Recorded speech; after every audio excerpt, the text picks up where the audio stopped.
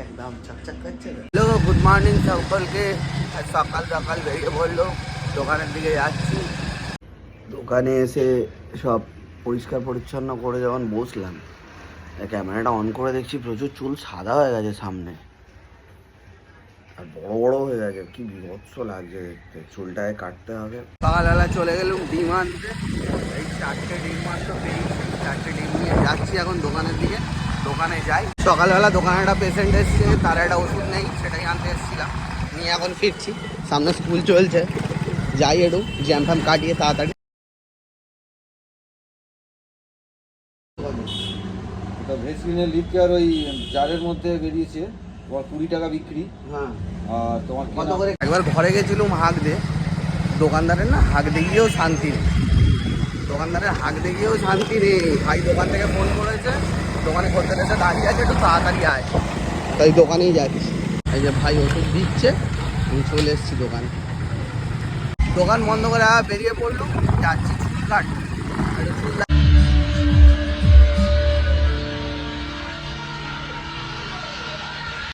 চুল কাটতে চলে যাই।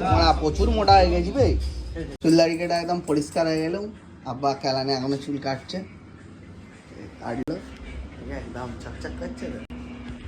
চুল টুল কেটে যখন বেরোলাম তখন দেখি বাইরে অনেকটাই বেলা হয়ে গেছে। আর কিছু করার নেই, বাড়ি যেতে হবে তাড়াতাড়ি।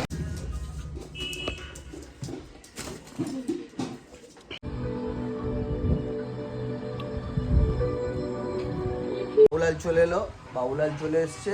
বাবুলাল একটু জানার চেষ্টা করছে ডায়াবেটিস রোগটা কেমন।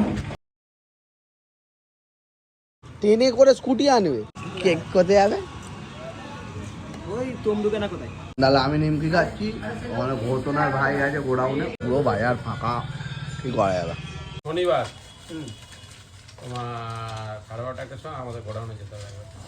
আদর বিল্লু আদর করছে। বিল্লু বাচ্চা ভাই মাল দিচ্ছে।